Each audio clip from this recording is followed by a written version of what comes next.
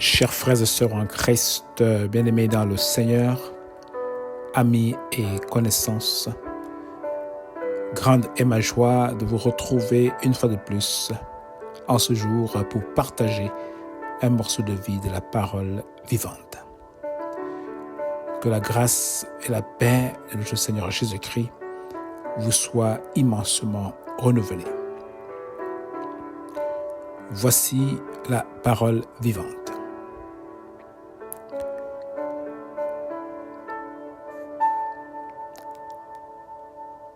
Faites en tout temps par l'Esprit toutes sortes de prières et de supplications. Éphésiens 6, verset 18.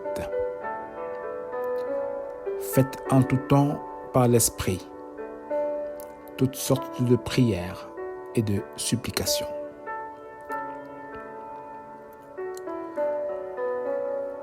Seigneur, que puis-je te demander? Tel est le titre de notre message du jour.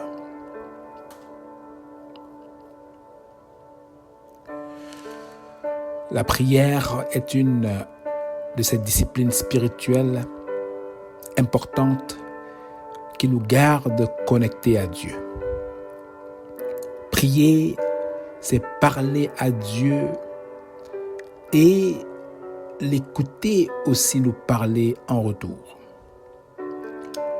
Celui qui ne prie pas se prive non seulement d'être dans la présence de Dieu, mais aussi de beaucoup de bénédictions que Dieu a en réserve pour lui, car c'est à travers la prière que nous exposons nos problèmes à Dieu, que nous le supplions de nous venir en aide dans tous les aspects de notre vie et ouvrons ainsi par la prière les tiroirs de bénédiction, n'est-ce pas, qui sont en sa possession.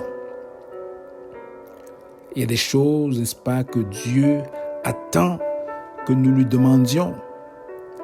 Et si nous n'osons pas ouvrir la bouche pour lui exprimer nos besoins, alors il ne nous l'accordera pas. Car, dit-il, vous ne possédez pas parce que vous ne demandez pas. Jacques 4, verset 2. Oui, cela prend que nous le demandions d'abord. Dieu est ouvert à entendre toutes nos supplications, mais entendre nos supplications ne voudrait pas dire qu'il répondra à toutes ces supplications, car il y a des demandes que nous formulons à Dieu qui ne cadrent pas avec sa volonté, c'est-à-dire avec ce qu'il veut pour nous. Oui, il y a des choses que nous demandons à Dieu. Il nous accordera ce dont nous avons besoin et pas ce dont nous voulons. Il y a une différence entre notre besoin et ce que nous voulons. Donnerions-nous par exemple une voiture à un enfant de 5 ans parce qu'il le veut? Non. Ce serait anticiper la mort de cet enfant, même si nous avons la capacité financière de la lui offrir. Et la parole de Dieu dira aussi dans ce sens que vous demandez et vous ne recevez pas parce que vous demandez mal dans le but de satisfaire vos passions. Jacques 4, verset 3. Ce qui nous motive à demander quelque chose à Dieu est très important pour Dieu. Ce n'est pas un Dieu de concurrence. Si nous lui demandons une chose pour vouloir concurrencer un frère, une sœur ou un ami, Dieu ne nous l'accordera pas. Par exemple, Seigneur, donne-moi telle chose, aussi parce que nous avons vu un prochain l'avoir. Est-ce qu'on peut demander à Dieu une maison pour abriter notre famille? Oui. Un travail pour nous épanouir et subvenir aux besoins de notre famille? Oui. Est-ce qu'on peut demander à Dieu de nous accorder la santé? Oui. Ce qui importe à Dieu, c'est la bonne motivation qui se trouve dans notre cœur. Pas la motivation à satisfaire nos passions, mais celle qui rejoint, n'est-ce pas, le cœur de Dieu, ce qui plaît à Dieu. L'une des requêtes de prière, pas toujours populaire, mais que Dieu répondra toujours. Ce sont des requêtes de prière basées sur sa parole. Car les promesses de Dieu sont dans sa parole. Et parce que Dieu est fidèle, il tiendra toujours à sa promesse.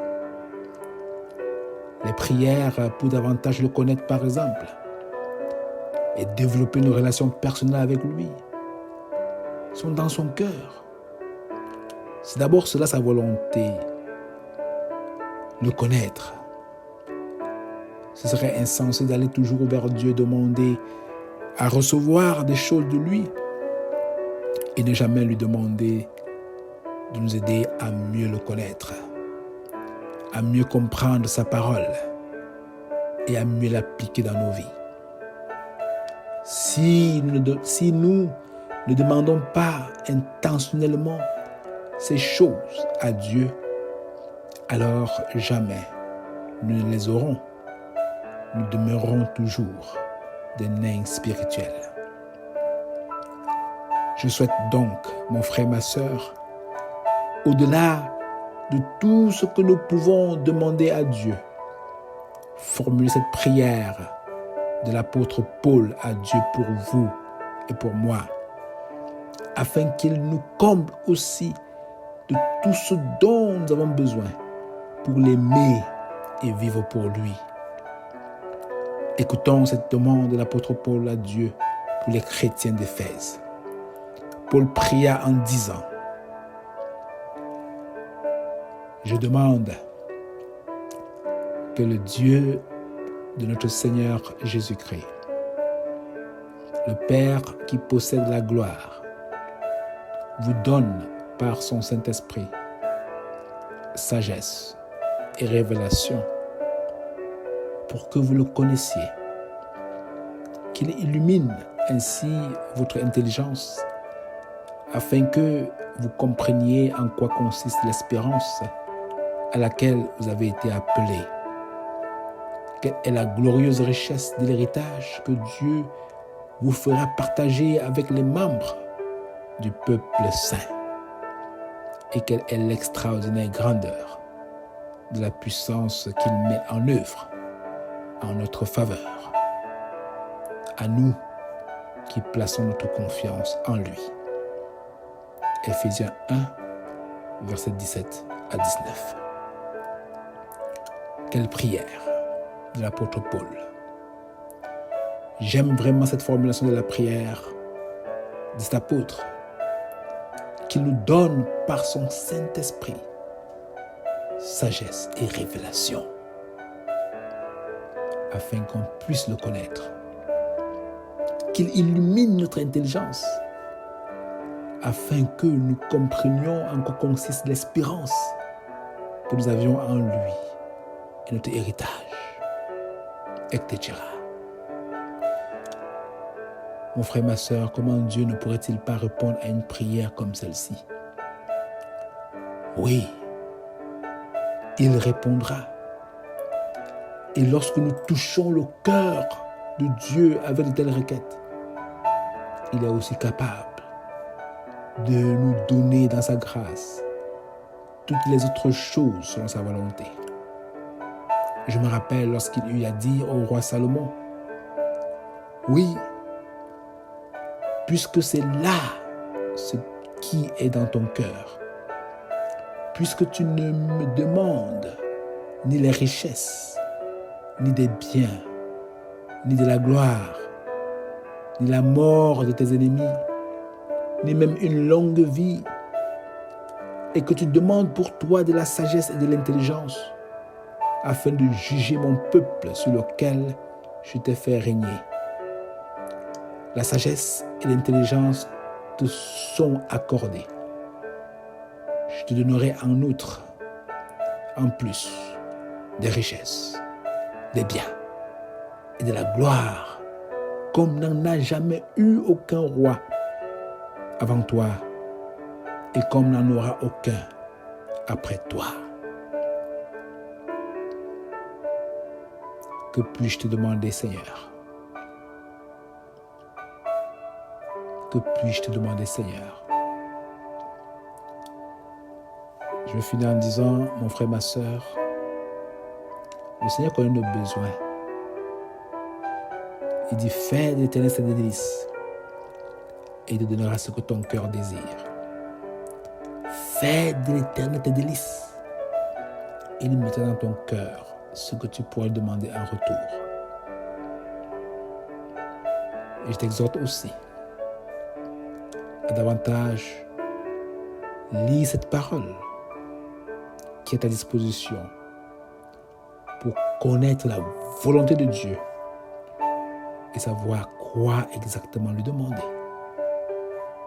Et lorsque tu ouvres la bouche pour lui demander, il te l'accordera. Prions.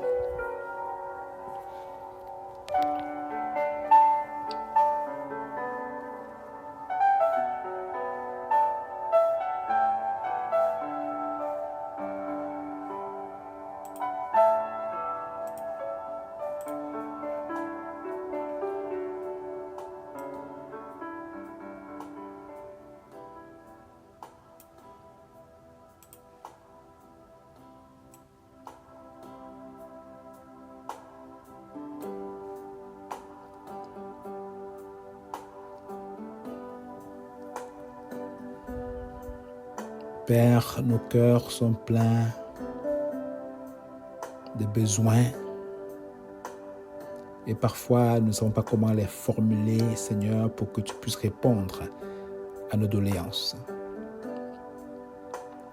Seigneur, nous t'en supplions, par ton Saint-Esprit, de nous apprendre à demander et à savoir quoi te demander.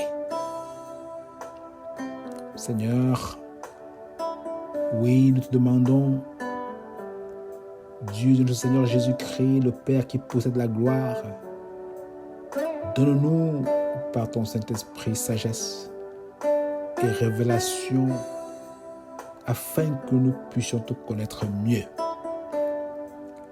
Illumine notre intelligence afin que nous comprenions en quoi consiste l'espérance à laquelle tu nous as appelés, la glorieuse richesse de l'héritage que tu nous feras partager avec les membres du peuple saint et quelle extraordinaire grandeur de la puissance que tu mets en œuvre en notre faveur, à nous qui plaçons notre confiance en toi.